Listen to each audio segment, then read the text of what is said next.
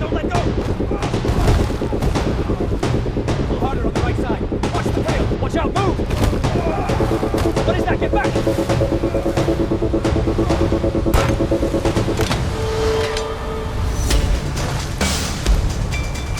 Brace yourselves, the line is snapping! We can't hold it much longer!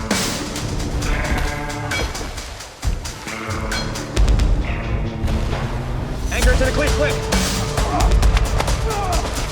It's crashing, hold the line! Watch out! Hold the line! We are losing it!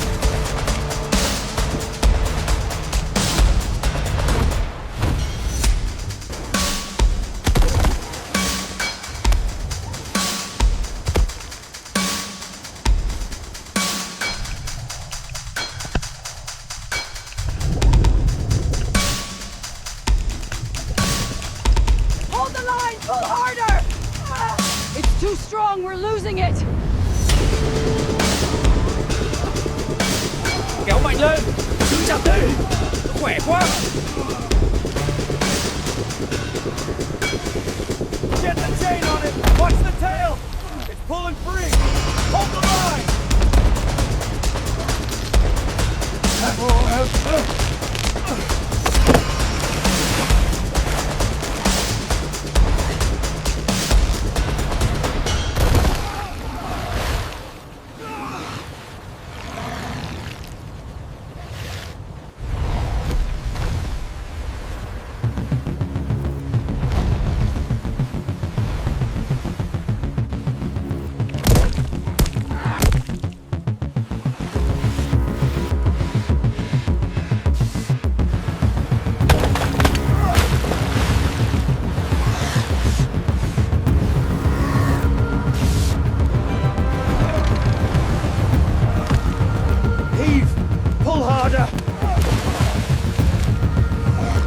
Too strong. Watch out for the tail.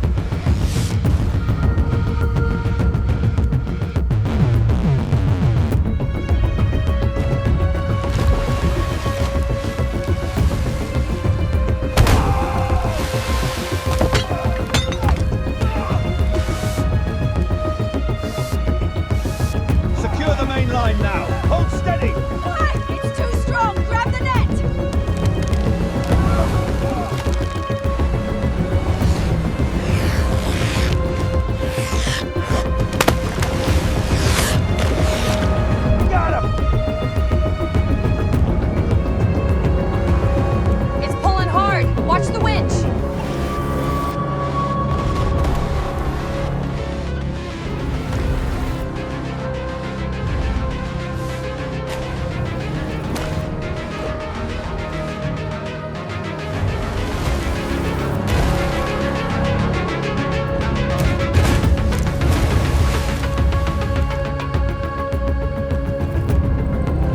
As the storm offshore dissipated, leaving behind an endless expanse of silver-grey sky, seasoned European fishermen gathered on the cold steel deck. The ship still shook slightly after its life and death struggle with the giant Moray, a sea monster they had struggled to control for hours. Now, as it lay motionless in the middle of the deck, its thick skin glistening in the dim light of the overcast sky, their next task began, dissecting the monster. The heavy footsteps of rubber boots echoed loudly on the steel floor. Men in dark blue waterproof overalls, yellow raincoats, and orange life jackets began to prepare their tools. Long steel knives, towing hooks, metal chopping boards, and anchor lines were placed neatly, emitting a sharp sound when they touched the deck. They dragged the giant Moray onto the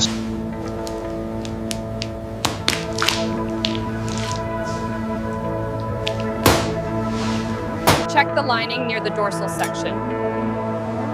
It appears stable. I'll secure this clamp.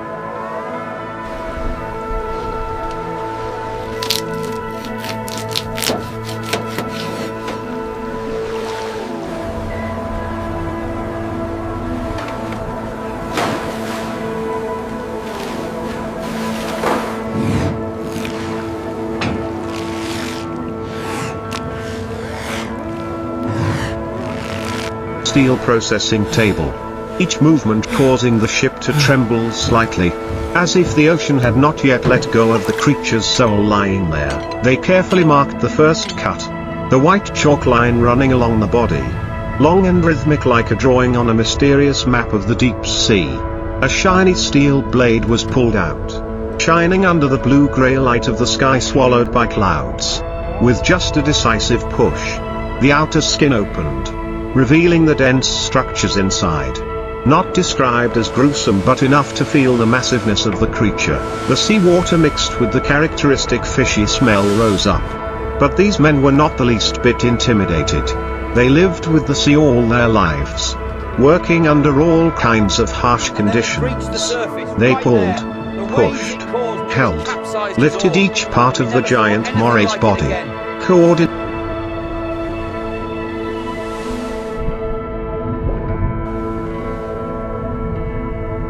Pull the line, quickly! Watch the crane!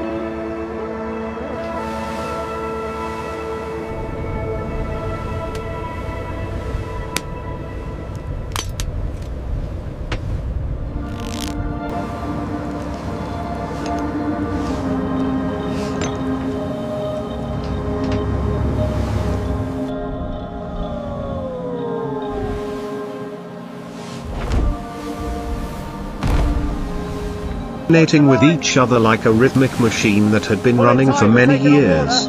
The sound of the knife cutting against the steel. The sound of the rope being pulled taut. The sound of water pouring onto the deck made the whole scene come alive. So real it was chilling. Large parts of the Moray's body were carefully separated and placed on thick steel trays. The waves still beat against the ship's side, the dim light reflecting off the droplets of water running down the metal surface.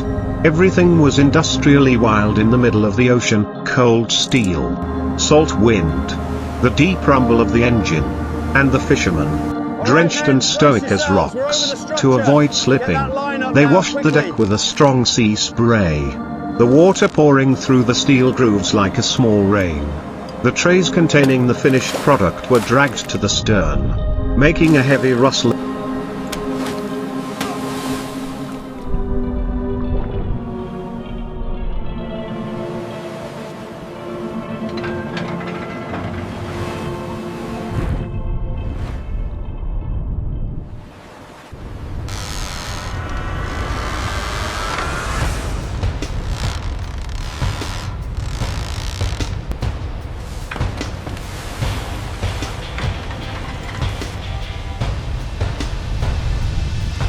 Hold the line!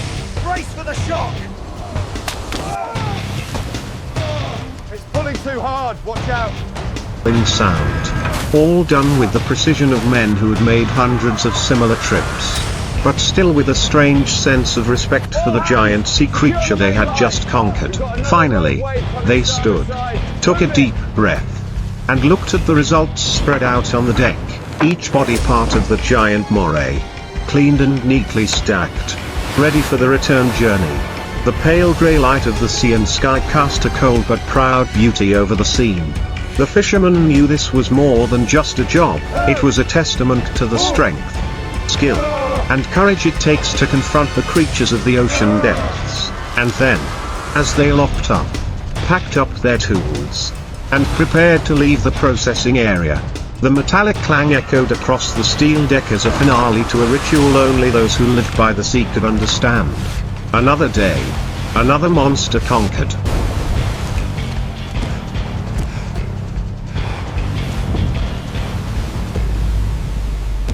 Get a visual on that contact now. Move! Move!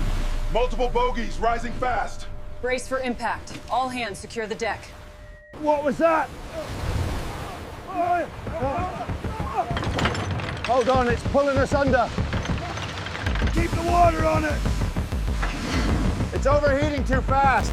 We need to cut the line.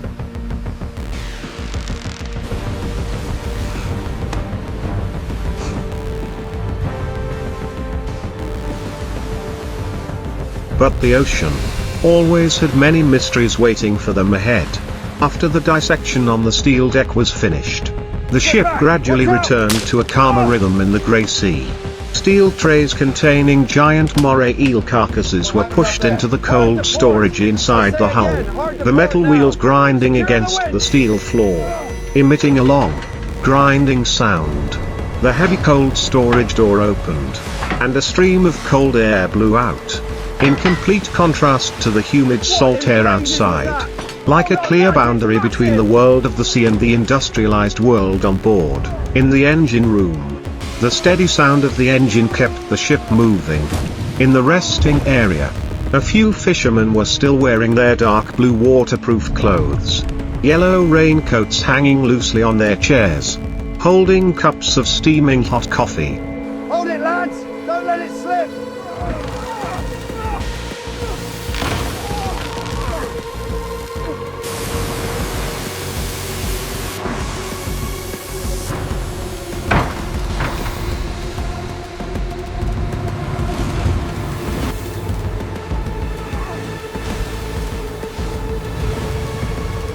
Hold on, she's going over! Watch out for the wave! We're going down! Get the net secure! It's too strong, we're losing the tools. They talked softly to each other. The hoarse laughter of those who were used to the sea breeze mixed with the gentle vibration of the hull. Occasionally, one would glance out the round window, looking out at the calm grey sea, which had been a battlefield with giant moray eels just hours before. On the steel deck, the last traces of water from the tap slowly flowed down the drain, carrying with them traces of the recent surgery. The steel returned to its usual cold, bare appearance, with only faint scratches and blotchy chalk marks remaining like a faint memory of the battle with the giant creature from the abyss. A torn rubber glove lay in a corner of the deck, swaying gently in the wind, a silent testament to the harsh work that few on shore fully understood. The sun gradually lowered behind the thick layer of clouds, leaving a pale streak of light stretching across.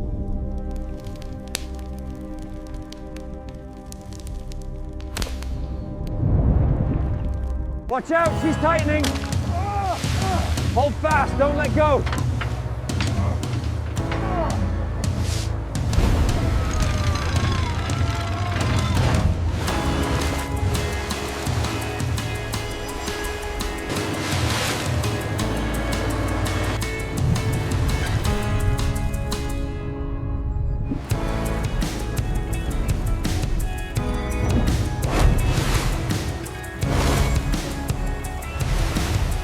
Across the horizon, dyeing the sea a leaden yellow, the ship turned its bow, heading towards the mainland. The signal light on the mast came on, red and yellow flashes against the darkening sky. The crackling of the radio, a few short sentences reporting the position and the situation of the ship, all professional and neat, just like a normal working day, even though they had just conquered one of the most formidable creatures in this sea. When night fell completely, the steel deck was left with only cold white lights shining down, gathering the space into a small circle of light in the vast darkness of the ocean. Inside the cold storage, the body of a giant moray lay quietly in stacked steel trays.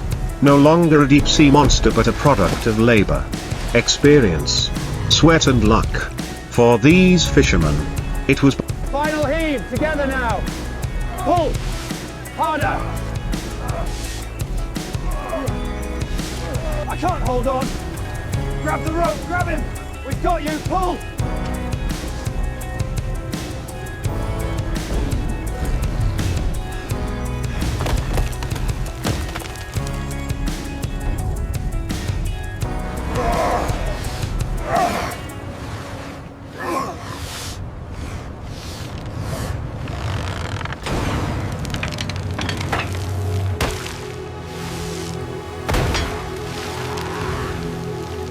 both a trophy and a new story to tell every time the ship left port for another trip. And somewhere out there, in the bottomless darkness of the night sea, there were surely still long shadows silently crawling through the rocks and crevices of the deep.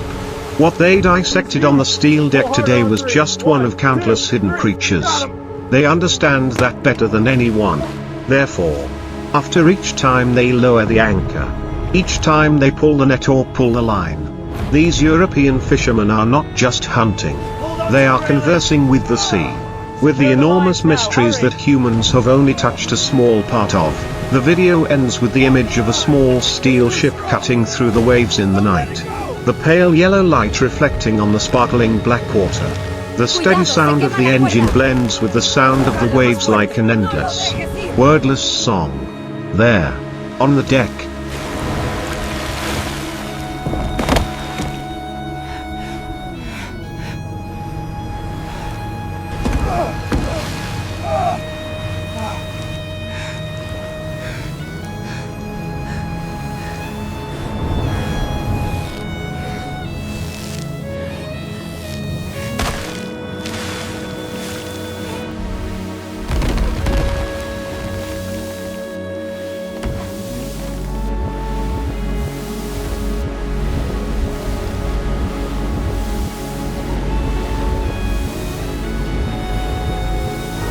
Under the yellow raincoats, dark blue waterproof overalls and orange life jackets, are people who will continue to return to the sea, with their hunts, dissections and discoveries, until dawn breaks over the silver-grey horizon again. As the steel ship glided through the darkness, the sky tinged with a cold purple blue, the fishermen gradually collected the last remaining tools on deck, long steel knives, hooks, thick ropes.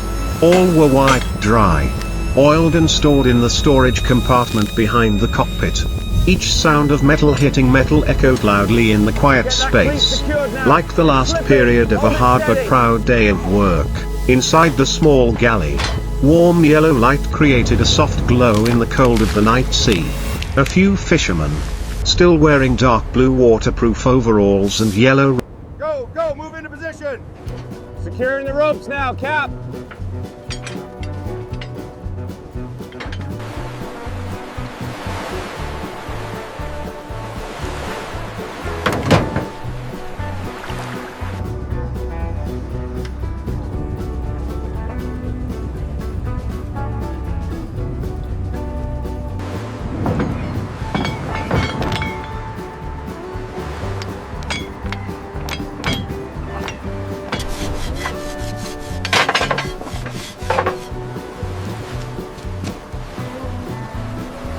Raincoats draped over chairs, sat around the old wooden table.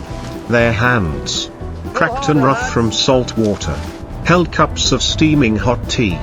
They recounted the moment when a giant moray suddenly jumped out of the water, or the scene of the steel cable shaking as if about to explode.